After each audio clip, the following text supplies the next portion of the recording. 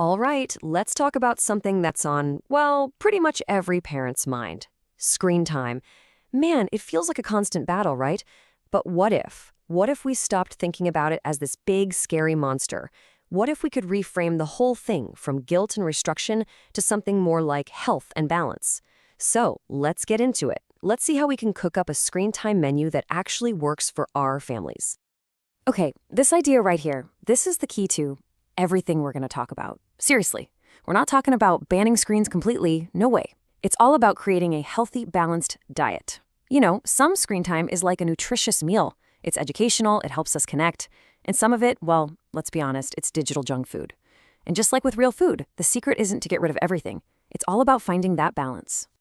So, before we start building that awesome, healthy menu, we gotta face the facts. We need to understand the risks of a diet that's just full of junk screens. I mean, think about it. Just like too much sugar affects our bodies, a ton of low-quality screen time has real, actual side effects on a kid's health. First up, let's talk about the physical stuff. I mean, we all know about the obvious things, right? The eye strain, the poor posture, that tech neck you see everywhere. But you know what? The biggest problem is often the one you can't even see. It's the blue light. That light from screens can seriously mess with sleep, basically tricking a child's brain into thinking it's daytime, long after they should be fast asleep. Now, the mental and emotional side, this is where it gets really fascinating. That constant, super fast-paced, high-reward stuff you see in a lot of apps, it can literally start to rewire a developing brain. And what that does is it makes the slower, more thoughtful pace of the real world, reading a book or just playing with blocks, feel kind of boring. And that can lead to a much shorter fuse for focus and, yep, a much bigger meltdown when it's time to turn the screen off. And last but not least, there's the social cost. Think about it. Every single minute your child is glued to a screen is a minute they're not interacting with you or with their friends. They're missing out on learning all those subtle social cues, like reading body language or hearing the tone of someone's voice. In all those little moments, the ones at the dinner table or just driving in the car, the moments that really build family bonds, they can just get swallowed up by those glowing rectangles. Okay, that's enough of the doom and gloom. The good news, and it's really good news, is that we are the chefs in our family's digital kitchen. We're in charge. So let's flip this menu around. Instead of just focusing on what to cut out, let's get excited about all the healthy, awesome things we can serve up instead. So what's a healthy portion size look like? Well, the experts have some pretty clear guidelines. For the little ones, under 18 months, the recommendation is pretty much 0 screens. The only exception is video calls with grandma and grandpa. For toddlers, the big thing is watching high-quality stuff together. And as they get older, it's all about setting consistent limits. Making sure there's always plenty of time for sleep, play, and just being a family. And look, this doesn't have to be complicated. It really just boils down to 3 simple, super powerful steps. Step 1, set up a routine. Use timers, have a schedule, so your kids know exactly what to expect. No surprises. Step 2, make the other stuff fun and easy to get to. Have the books, the art supplies, the puzzles right there. And step 3, and listen, this is the big one, you have to model the behavior you want to see. And this is so important to remember.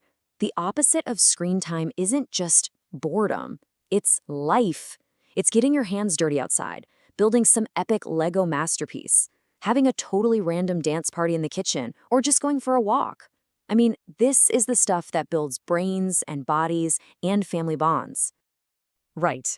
A healthy diet isn't just about adding more salads, is it? It's also about knowing which empty calories to skip. And it's the same with screens. There are few key habits that can totally derail even the best plans. Just look at the difference here. It's night and day, right? On one side, you've got a routine that tells the brain, hey, it's time to wind down. We're talking books, quiet music, gentle chats. On the other side, you've got a routine that is basically screaming, wake up. You've got blue light, exciting videos, and just having a device in the bedroom. The goal is super simple. Make that last hour before bed a totally screen-free zone, a sanctuary.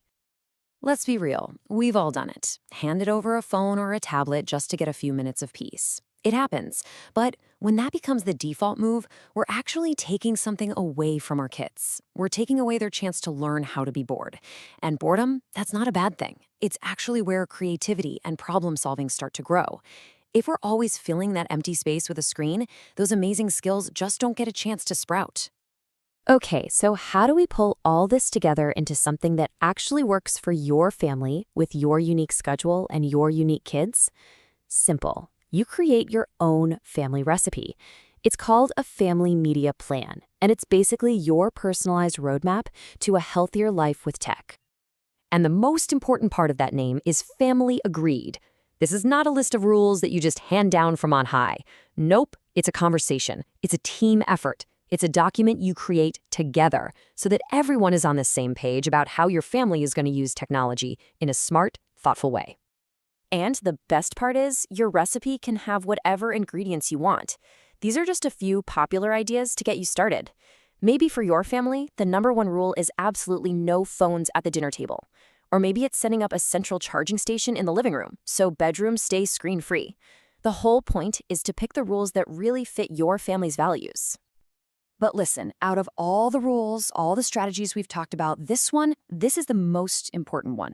You can have the most perfect color-coded family media plan in the world, but if your kids see you scrolling through dinner or glued to your phone during movie night, well, your words just lose all their power. Your actions? That's the real secret ingredient. That's what makes the whole recipe work. So, as we wrap this up, I want to leave you with this one question.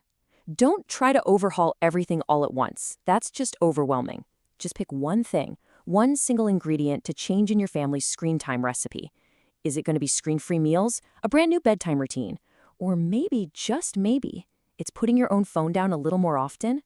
Just think about it, because that one small change, that could be the start of a much, much healthier digital life for everyone you love.